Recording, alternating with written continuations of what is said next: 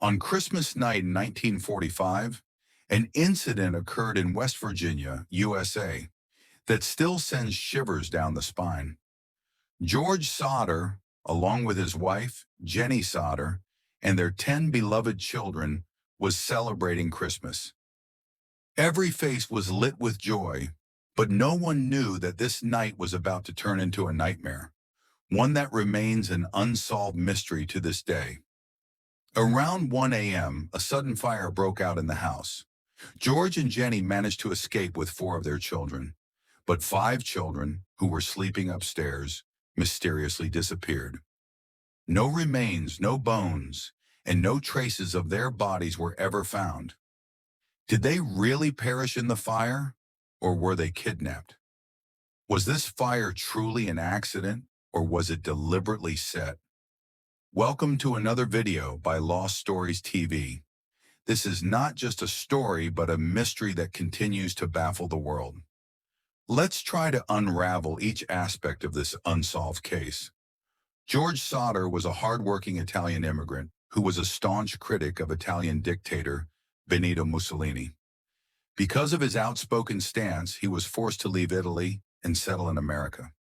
Speaking openly against the dictator could bring trouble, but he never backed down. In the U.S., he ran a trucking business and was fortunate enough to own a house. His wife, Jennie Sodder, was a dedicated housewife who raised their children with love and discipline. On December 24, 1945, Christmas Eve, the Sodder children were playing with their new toys. As night fell, 5 of them went to bed in their upstairs room. Around 1 a.m., Jennie noticed smoke in the house. When she checked, she found that the kitchen was on fire. George and Jennie quickly took 4 of their children outside, but the 5 children upstairs were left inside. George did everything possible to save them. He tried to reach the second-floor window, but his ladder was missing. He then thought of using his coal trucks to climb up, but strangely, both trucks, which were working fine the previous day, wouldn't start. Neighbors attempted to call the fire department, but there was no response. Even when they managed to contact the fire chief, the fire brigade arrived hours later. At first, authorities concluded that the children perished in the fire. However, the case was more complex than it seemed. The next morning during the investigation, officials declared that the fire had consumed the children's bodies completely. But this explanation didn't add up. Human bones, especially those rich in calcium, do not burn entirely even at 800 degrees Celsius. Teeth, for example, remain intact even in cremation furnaces. So how could 5 children's remains vanish without a trace? Forensic investigations later confirmed that the fire wasn't long or intense enough to destroy bones completely. This raised serious doubts about the official report, and the Sodder family outright rejected the findings. Authorities claimed the fire was caused by an electrical short circuit, but George disagreed. He had recently rewired the entire house, ensuring everything was safe. When George recalled the night of the fire, he remembered strange events. When he tried to call the fire department, he found that the phone line had been cut. Investigators later confirmed that the line was deliberately severed from outside. Jennie also remembered that around 12:30 a.m., just half an hour before the fire, she had received a strange phone call. A woman was laughing loudly on the other end. Jennie told her she had the wrong number and hung up. If the phone line was cut by 1 a.m., but a call came just before that, it meant someone had deliberately severed the line shortly before the fire started. That night was full of odd occurrences. Shortly before the fire, Jennie heard something hit the roof. She thought it was nothing and went back to sleep, only to wake up minutes later to the smell of smoke. The family's ladder, which George always kept in the same place, was later found far from the house in a nearby field. Both of George's trucks, which had been working perfectly, suddenly failed to start. All these incidents convinced George that his children hadn't died in the fire, but had been kidnapped. But how could someone take them away unnoticed amidst all the chaos? In the months before the incident, an insurance agent had visited George, trying to sell him a policy. When George refused, the agent warned him, saying, "You will regret this when your house catches fire."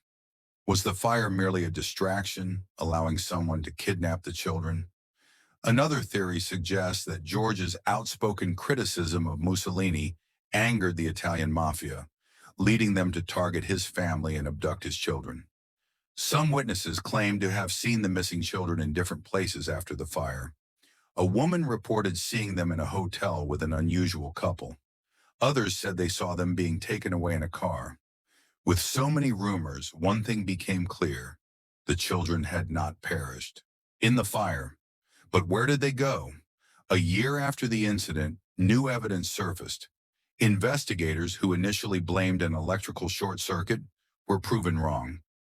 Further analysis revealed that the fire was intentionally set. A bus driver passing by the Sodder house that night testified that he saw people throwing an object resembling a fireball at the house. Later, when the snow melted, a rubber-like round object was found near the house, identified as a pineapple bomb. Jennie then recalled the strange sound she had heard just before the fire. George and Jennie spent their entire lives searching for answers. They left no stone unturned, following every possible lead. They even put up a massive billboard featuring pictures of their missing children and a reward for any information. 20 years later, in 1960, Jennie received a letter containing a photograph of a young man who bore a striking resemblance to their missing son, Louis. The letter read, "Louis Sodder, I love brother Frankie."